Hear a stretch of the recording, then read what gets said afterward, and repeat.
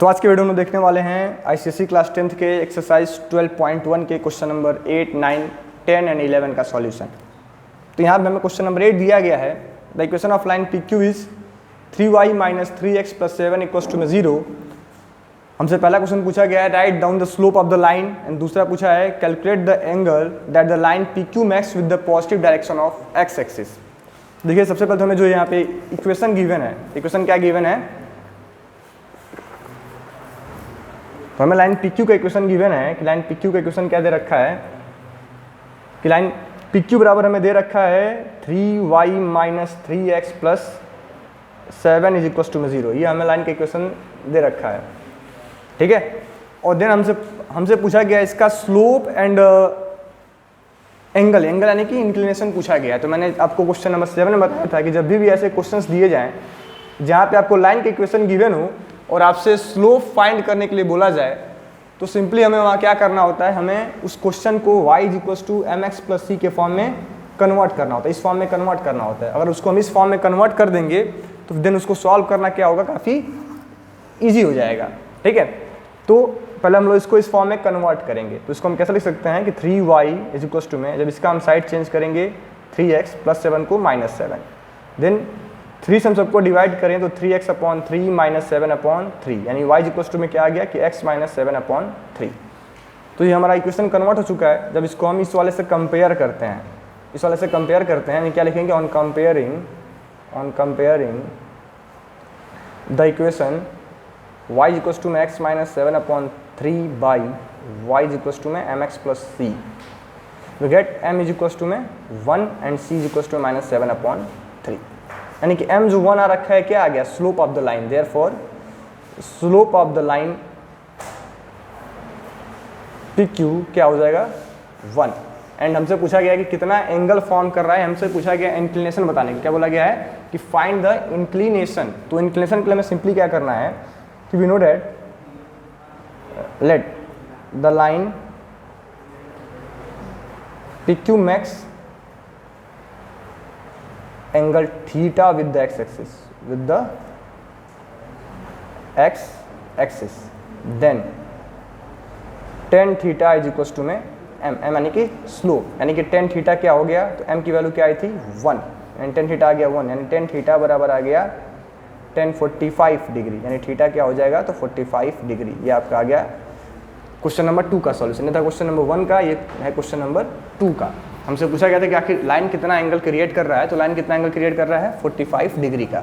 तो अगर ये वीडियो आपको अच्छा लग रहा है तो हमारे चैनल को लाइक कर दें, हमारे चैनल को सब्सक्राइब कर लें, वीडियो को लाइक कर दें, एंड और अच्छा लगा तो आप हमें कमेंट कर सकते हैं। साथ ही साथ अगर आप हमें हमारे वर्क से आप खुश हैं, आपको सॉल्यूशंस अच्छे लग रहे हैं, तो आप हमें सपोर्ट कर सकते हैं बाई प्रोवाइडिंग सुपर चैट, यानी आप हमें सुपर थैंक्स का जो ऑप्शन आपको दिख रहा है वो हमें दे करके हमें आप सपोर्ट कर सकते हैं, ताकि और भी ऐसे अच्छे अच्छे कंटेंट आपके लिए मैं लेके आता रहूं। देन हम लोग का जो अगला क्वेश्चन है क्वेश्चन नंबर 9। तो क्वेश्चन नंबर 9 में हमें दिया है कि क्वेश्चन नंबर 9 क्या है, the given figure represents the line y equals to x plus 1 and y equals to में √3x माइनस 1। तो write down the angles which the lines makes with the positive direction of x axis and hence determine theta. तो ये figure आपको दिख रहा होगा, इसमें हमें दो लाइन की क्वेश्चन है। पहला लाइन का इक्वेशन दे रखा है y इक्वल्स टू में √3x माइनस 1 एंड सेकेंड का दे रखा है y इक्वल्स टू में x प्लस 1। तो हमसे पूछा जा रहा है कि हमें ये बताना है कि आखिर जो लाइन है क्या कुछ एंगल क्रिएट कर रहा है positive direction of x axis के साथ, ठीक है। और साथ ही साथ इस थीटा की वैल्यू हमें पता करनी है। तो पहले इस फिगर को हमने यहाँ पे ड्रा,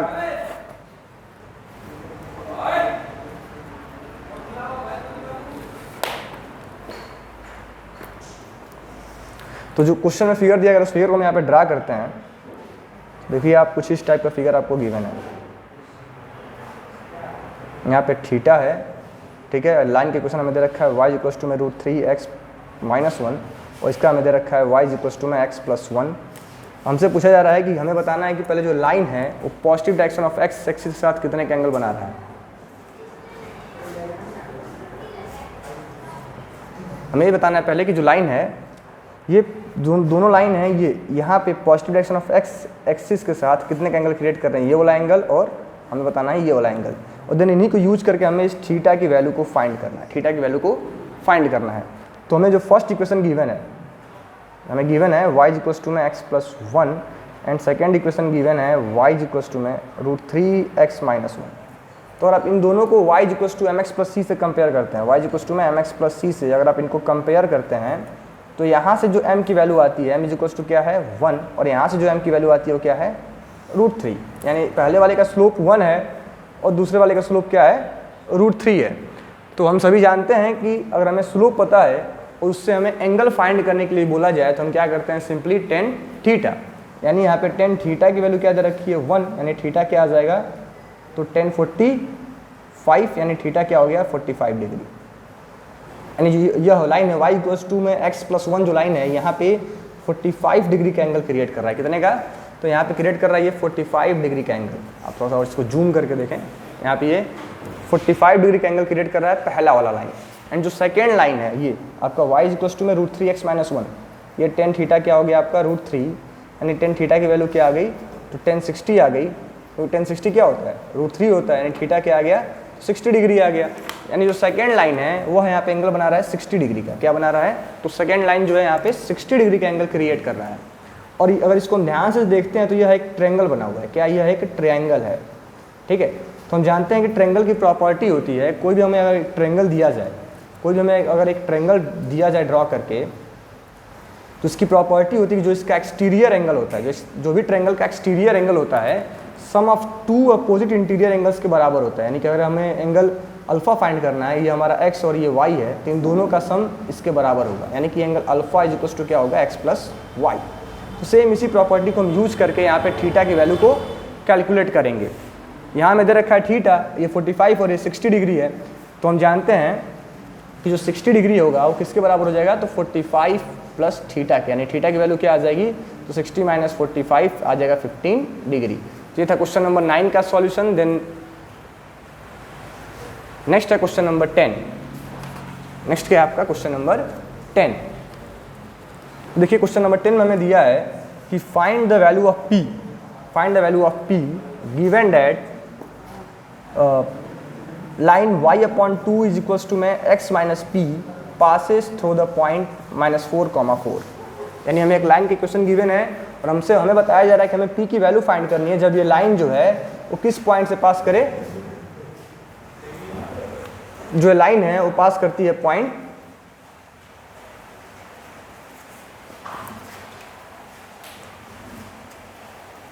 जो लाइन है वो कहाँ से पास कर रहा है, पॉइंट -4,4 से। तो हमें p की वैल्यू को फाइंड करना है, ठीक है।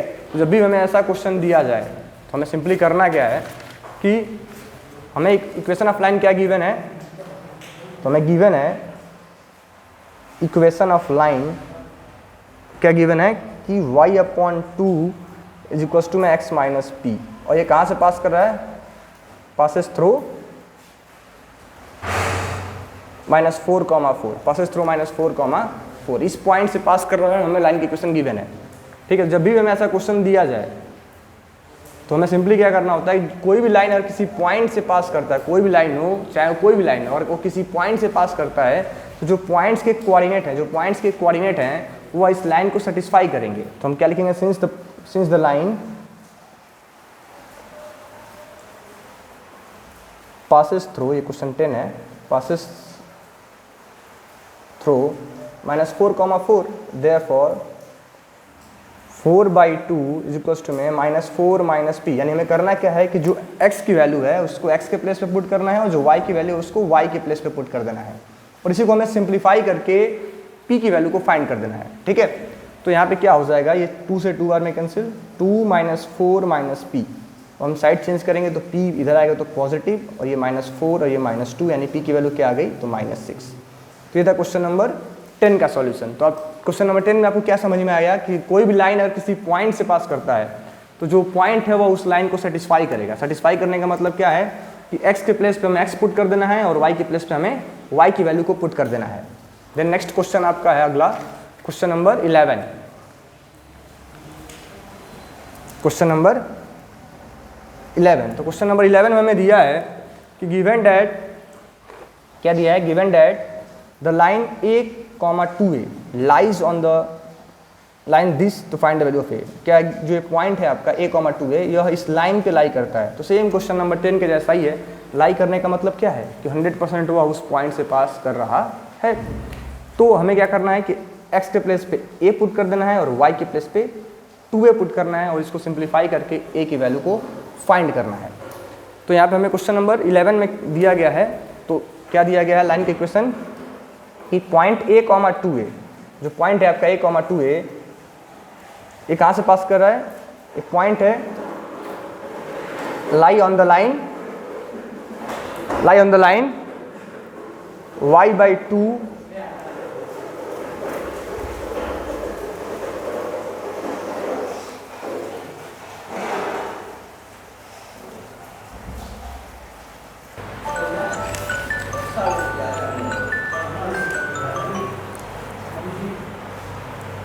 तो अब हमें बताया जा रहा है कि जो लाइन है ये लाई ऑन द लाइन, किस लाइन पे लाई कर रहा है क्वेश्चन नंबर 11 में कि y/2 इज इक्वल टू में 3x - 6, इस लाइन पे यह पॉइंट लाई कर रहा है। तो हमें फाइंड करना है a की वैल्यू। तो since the point lie on the line this, therefore क्या करेंगे हम? तो मैंने क्या बताया आपको कि x को आप x के प्लेस पे पुट कर दें और y को आप y के प्लेस पे पुट कर दें। तो क्या करेंगे हम लोग? a को यहाँ x के प्लेस पे रखेंगे और 2a को y के प्लेस पे, यानी 2a/2 3 इन a - 6, ठीक है। यानी ये क्या हो जाएगा?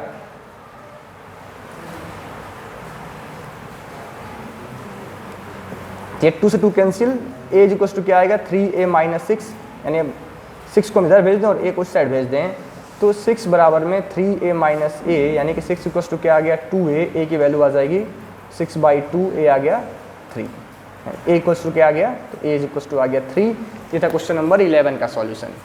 देन नेक्स्ट है क्वेश्चन नंबर 12, और क्वेश्चन नंबर 12 में हमें दिया गया है कि the graph of the equation y equals to mx + c passes through the points this and this to determine the values of m and c, to determine the value of m and c।